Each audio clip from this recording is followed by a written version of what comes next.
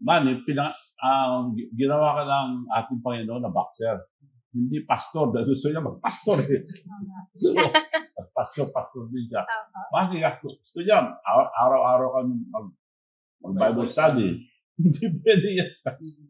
Saka, ginawa ka ng Diyos na boxer, si boxer. Pagputihan mo na lang boxer mo dahil at the age of 40, you'll be very old as a boxer. He was then 26 years old nung pinasabihan ko. So, yun, menos-menos na rin yung ano niya. He's very religious. So, hindi na nagpapastor. Kasama ko nga pupunta sa Korea sa next week eh. Para ipakita yung mga negosyo ko ron.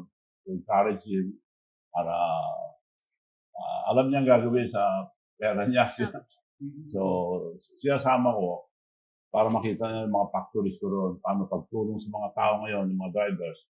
Papakita ko yung mga factory ng mga electric vehicle.